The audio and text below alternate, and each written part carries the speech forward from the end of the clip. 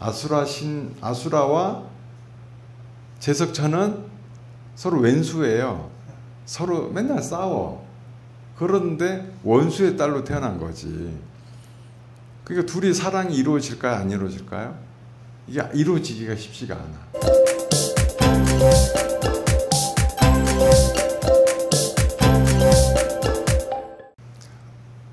제가 그 유튜브에 자주 보는 게 있어요. 슈카월드라고 경제 채널인데, 이 지금의 세상은 욕계거든요. 욕계는 욕망으로 이루어진 세상이고, 그 세상을 살아가는 데는 욕망이 어떻게 흐르는지를 알면은 이 세상을 헤쳐나가는 데 큰 도움이 됩니다. 뭐 그냥 세상에 대한 궁금함이다 싶어 가지고 이렇게 욕계 관찰하는 마음으로 지켜보니까, 제가 그 자연스럽게 거기에 2번이나 출연을 했어요. 그 나는 절로로 해가지고, 제가 자주 본 채널에서 제가 하는 프로그램이 언급이 되니까 좀 신기하기도 하고 하던데, 그 2번째 얼마 전에 이제 나는 절로를 또 언급하면서 불교에 대한 이야기가 나오는데, 재미있는 이야기를 언급을 하더라고요. 보니까 불교 신자들은 신의 존재를 믿지 않는 비율이 70%가 넘는다라고 나왔어요. 이제 거기에 대해서 불교는 종교가 아니야? 신을 믿지 않아? 이게 무슨 말이지? 뭐 약간 그런 뉘앙스예요. 그러니까 이해가 안 간다는, 이 종교적 개념이 신을 믿는 것으로 다 이해를 하는데, 왜 불교는 신을 믿지 않으면서 그럼 부처님은 신이 아닌 것인가? 뭐 이게 되게 답은 내리지 않지만 이제 궁금함만 이렇게 좀 표하는 것 같은데, 우리가 보는 신에 대한 개념은 사실은 명확하죠. 명확한데 이 신은 뭐 유일신은 우리가 안 믿지가 않습니다. 신은 되게 여럿이에요. 우리 뭐 지금 여기 보면 신중단 소신들인데 총 몇 분이 그려져 있는지 아세요? 104분이 그려져 있습니다. 근데 저분들이 어떤 급이냐? 대장급 신이요. 그럼 저 밑으로 얼마나 많겠어요? 어마하게 많지. 전부 다 신이에요. 우리는 신을 어떻게 부르냐면, 하늘세계에 살면 다 신이야. 내가 천상세계에 태어났다. 이거 뭐냐? 내가 신이 되었다라는 거예요. 그러니까 그 중에 뭐 대장신이 있겠지만 대장이 아닌 신들도 많다. 그래서 기본적으로 불교는 신이 많아요. 그래서 신의 뭐 어떤 권능 같은 거를 믿는 게 아니고, 우리는 신도 중생이다. 신이 별다른 존재가 아니라 우리와 똑같은 인데 다만 복이 많아요. 그래서 그 복을 누리고 있기 때문에 별반 그렇게 배울 점이 크게 많지는 않다. 신에 대해서 우리가 배울 점이 있다면 부지런함. 그 어떤 부지런함이냐? 공덕을 쌓는데 부지런하다는 것이 조금 다른 점이 있을 수가 있겠죠. 그런 점은 우리가 충분히 배울 만합니다. 그래서 불교 경전 안에 신의 묘사들을 보면은 우리 그 그리스 로마 신화 읽어보셨어요? 거기랑 되게 비슷해요. 왜 비슷하다고 하냐면, 거기 보면 신들이 사랑하고 싸우고 질투하고 미워하고 괴로워하고 뭐 죽고 죽이고 막 그러거든요. 신들이 그러고 살아. 우리의 신들도 똑같다는 겁니다. 절대적인 능력치가 있는 게 아니라 똑같은 중생의 모습이 드러납니다. 그래서 오늘은 그 신들의 얘기를 좀 할까 합니다. 제석천 신이 있어요. 제석천 신. 원래 그이는 마가라는 청년이었는데 부처님 전에 공양도 올리고 또 억울한 일을 당하게 되었지만, 그럼에도 불구하고 부처님에 대한 깊은 믿음을 버리지 않았습니다. 그리고 뭐 다리 놓고 길 닦고 남을 위해서 도움 주는 일에 헌신적으로 살았어요.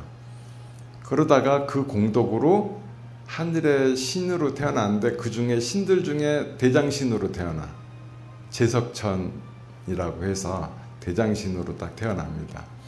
전생에는 부인이 몇 명이었냐면 4명의 부인이 있었어요.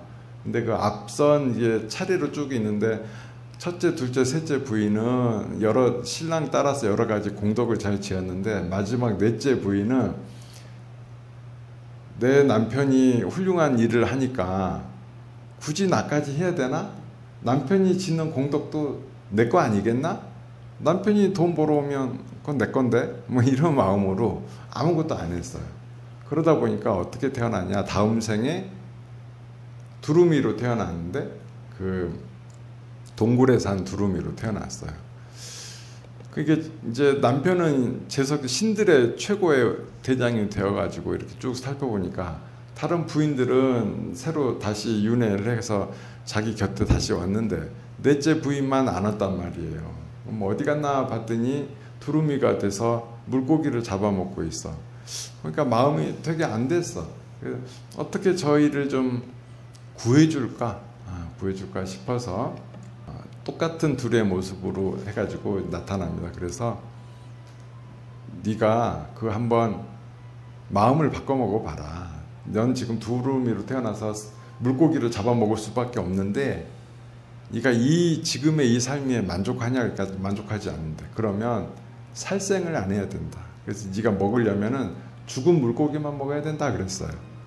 그래서 그 얘기를 듣고 진짜로 살생을 안 하기 위해서 죽어서 물가에 이렇게 빠져 있는 그런 물고기만 또 먹었어요. 근데 그런 어느 순간 보니까 재석천이 이렇게 시험을 하고 싶어 제대로 된 게 하고 사는가 싶어가지고 거기 보면은 이제 살생이 중요하긴 하지만 총 5가지 계를 일러준 거거든요.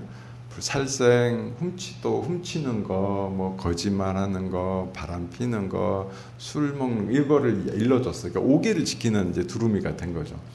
그래서 물고기가 죽은 물고기처럼 이렇게 한 물고기를 해놓고 그 두루미가 먹었는데 목구멍 딱 넘어가기 직전에 꼬리를 팔랑거리게 했어. 그러니까 살았다는 거잖아. 그래서 토해내서 안 먹어. 또 기다렸지. 왜냐면 죽어야 먹으니까. 죽은 것 같아가지고 다시 먹었어. 근데 또 꿈틀거려. 또 토해냅니다. 그걸 보고 재석천이 저희는 이제 분명히 저 악한 업을 벗어나겠구나 싶었어요. 그리고 이제 살기는 사는데 죽은 고기만 먹으니까 몸 상태가 어때요? 조금 안 좋지. 싱싱한 고기를 먹는 게 아니라 일부는 배고프면 죽은 지 오래된 고기도 먹었을 거 아니에요. 그것도 먹고 또 어느 때는 죽은 물고기가 없네. 또 며칠 굶고 일단 병들어서 그 두루미는 일찍 죽게 됩니다. 죽게 되었으나 5개를 지켰죠. 다음 생 어디로 태어날까요? 굉장히 부잣집에 잘 태어납니다. 잘 태어나서 그런데 이제 그때도 또 5개를 여전히 지켜요. 그래서 이제 재석천이 또 이제 뭐 술에다가 오이를 황금으로 바꿔갖고 막 이렇게 시험도 테스트도 해. 근데 그건 욕심 부리지 않습니다. 그 테스트 다 벗어나서 이제 5개를 2번의 생 동안 잘 지키게 되는 거죠. 그러고 나서 그 3번째 생은 뭘로 태어나냐? 굉장히 공주로 태어납니다. 큰 복을 져가지고 공주로 태어나는데 안타깝게 어떤 공주냐면 아수라 신의 딸인 공주로 태어나. 근데 아수라와 재석천은 서로 왼수예요. 서로 맨날 싸워. 그런데 원수의 딸로 태어난 거지. 그러니까 둘이 사랑이 이루어질까요? 안 이루어질까요? 이게 이루어지기가 쉽지가 않아. 그런데 그 아수라 딸의 미모가 어마어마해가지고 소문이 다 번집니다. 사실 아수라랑 천신이랑 거의 비슷해요. 세력이. 그리고 둘 다 신이거든요. 우리는 아수라를 악신이라고 보통 표현하긴 하지만 질투심이 약간 많아. 그래서 서로 보이는 세상에 살고 있어요. 그런데 미모가 너무나 훌륭하니까 이게 소문이 나서 재석천도 궁금한 거지. 아수라 딸이 그렇게 이쁘다고? 하고 그 아수라들이 파티하는 날 이렇게 몸에 변장을 하고 딱 가봅니다. 가보니까 진짜 하얗고 너무나 예쁜 여인이 있어. 딱 봐도 그 유명한 아수라 딸 같이 생겼어. 그래가지고 쳐다봤는데 그 여인도 재석천의 변신한 모습을 쳐다봅니다. 근데 두 사람은 어떤 인연이죠? 전생의 부부였잖아요. 그러니까 서로가 한눈에 반합니다. 서로가 한눈에 반해서 그럼 어떻게 해야 돼요? 둘은 약간 로미오와 줄리엣 같잖아. 아수라 신한테 들키면 안 되잖아. 그러니까 몰래 도망가야 되겠죠. 그래서 제석천 신이 그 아수라의 딸을 데리고 납치를 해갑니다. 납치를 해서 저 하늘 세계로 데리고 가버려요. 그래서 부인들 중에 최고의 여인들 중에는 최고의 신으로 만들어 줍니다. 여기까지는 아름다운데 아수라가 가만히 있겠어요? 가만히 안 있죠. 그래서 길길이 날뛰면서 전쟁을 하기 시작을 합니다. 그래서 아수라와 제석천은 계속해서 전쟁을 했다. 뭐 서로 뭐 엎치락 뒤치락 하늘세계 무너질 뻔도 하고 뭐 그런 일들이 비일비재하게 일어나게 됩니다. 자, 이런 제석천 신인데 아수라는 부처님의 가르침을 잘 듣지를 않습니다. 그런데 제석천은 잘 들어요.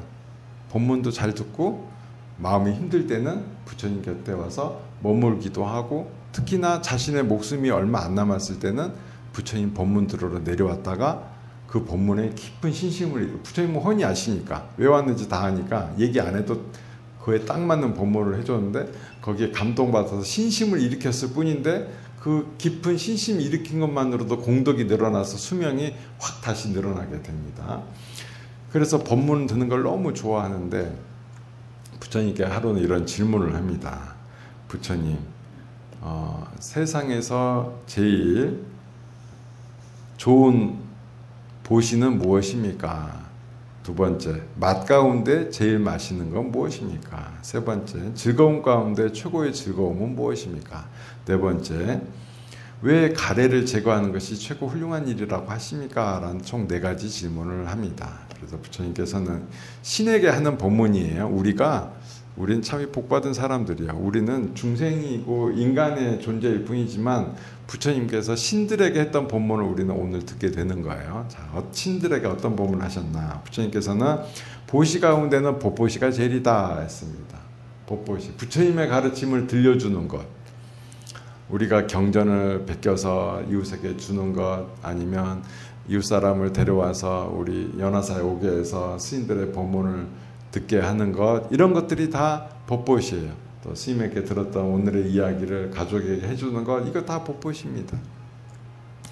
어느 스님이 저한테 그랬어요. 스님은 왜 그렇게 은사스님도 잘 만나고 본사도 잘 만나고 하는 일마다 잘 풀리고 뭐가 다 잘 되냐 저한테 물어봐요. 저는 이렇게 답을 합니다. 이게 뭐 잘 되는지 안 되는 건 다 잘 모르겠지만 굳이 잘 된다고 표현하면 저는 공덕을 쌓는데 멈춘 적이 없습니다 라고 표현을 합니다. 뭐가 공덕이겠어요? 스님들도 법을 베푸는 것이 큰 공덕인 거죠. 저는 30년 동안 법문하는 거를 멈춘 적이 없어요. 지금도 법문 얼마 만에 한 번씩 해요? 매주 하잖아요. 지금 세상이 더 좋아졌어. 인터넷에 올리니까 뭐 많은 사람들이 보게 되고, 그럼 내 공덕은 더 늘어나게 되는 거고, 거기다 또 구호활동도 하죠. 곧 죽어갈 사람 곁에 머물러서 생명을 살리는 일에 매진하는 거죠. 저는 공덕 쌓는 일을 멈춘 적이 없다. 그러니까 뭔가 세상의 일이 잘 되려면 공덕 베푸는 것을 멈추지 말아야 되고, 그 중에도 제일 좋은 공덕 쌓는 걸 해야 되겠죠. 그게 바로 법보시다는 것입니다. 그 다음에 맛 가운데 최고의 맛은 법의 맛이다. 부처님의 가르침을 음식에 비유를 한 거죠. 부처님의 가르침을 맛보는 것, 뭐 귀로도 듣지만 내가 한번 부처님의 가르침을 맛보고 먹고 소화시켜서 내 것으로 만드는 것, 체득하는 것, 이것도 최고의 즐거운 맛이 되겠습니다. 자, 세 번째, 즐거움 가운데 제일은 법의 즐거움이다. 부처님의 가르침을 듣는 것 자체가 진리를 우리가 아는 거잖아요. 이 세상 어리석은 사람들은 무엇이 옳은지 그른지 모르고 아무것도 모르면서 자기가 옳으네, 네가 틀렸네라고 끊임없이 떠들지만 그 사람도 남들과 동떨어져서 홀로 살게 되면 외로워하고 괴로워하고 슬퍼하고 번뇌하고 자책하고 하는 일을 멈추지 않고 있다. 그런 사람들의 가르침을 우리가 들을 필요가 없다. 가장 평온하고 행복한 열반의 경지에 오르신 분들의 말씀만이 진정한 진실이고 우리에게 괴로움을 없애주는 약과 같은 것이다. 약과 같은 가르침이다 하는 것입니다. 그래서 즐거운 가운데 제일은 부처님의 가르침을 즐기는 것이 최고다. 가래를 제거하면 모든 괴로움을 또 이겨낸다 하셨습니다. 가래라는 것은 갈증에, 사랑에 뭔가 내가 갈구하는 거야. 목말라서 뭘 갈구해? 애정을 갈구하고 내가 좋아하는 것을 가지려 하고 나쁜 것은 떠나려 하고 싫어하고 멀리하려 하는 것을 가래라고 표현합니다. 가래를 없애야 돼. 가래가 모든 괴로움의 원인인 것입니다. 그래서 내가 그러려면 뭘 해야 돼요? 좋다 나쁘다를 분별하지 않아야 갖고 싶다 갖다 버리고 싶다라고 가지 않아요. 그러니까 앞단계로 가야 돼. 가지고 싶은데 참아야지. 이건 아닙니다. 이건 수행이 아니에요. 가지고 싶다라는 마음 나기 전에 좋아야 가지고 싶을 거 아니에요? 좋다 싫다라는 분별을 그 정도 단계에서 멈추게 하는 것이 수행이다. 가래를 없애는 데는 좋다 나쁘다 싫다 괴롭다 더럽다 깨끗하다라는 분별을 없애는 것이 참으로 중요하다. 부처님 절에 가보면 불이문이라는 게 있잖아요. 둘이 아니다. 그러니까 좋은 것을 가까이 하려 하는 것, 나쁜 것을 멀리 하려 하는 것이 둘이 아니다. 성질이 똑같아요. 사랑하는 사람을 보고 싶어 하는 것, 미운 사람을 욕하고 비난하고 멀리 하려 하는 것들 마음이 똑같다는 것입니다. 그래서 제가 저번에도 본문에 그런 내용 한 적이 있죠. 괴로움을 미워하는 것을 즐긴다는 거예요. 자꾸 미워하면 그 사람을 그리워하는 거랑 똑같이 되는 거예요. 생각하고 어떻게 괴롭힐까 방법 생각하고 이게 뭐예요? 그냥 하루 종일 그 사람만 생각하는 거지. 그러니까 그 나쁜 인연이 더욱 깊어질 수밖에 없다는 것입니다. 그래서 용서를 해야 된다라는 법문도 했었죠. 자, 신들의 세계는 이렇게 희로애락이 있습니다. 뭣도 있어요? 생로병사도 있어요. 자기들끼리 열심히 괴롭히기도 하고 싸우기도 하고 사랑을 뺏기도 하고 되찾으러 전쟁을 하기도 한 일이 우리와 똑같은 상태에 머물러 있다.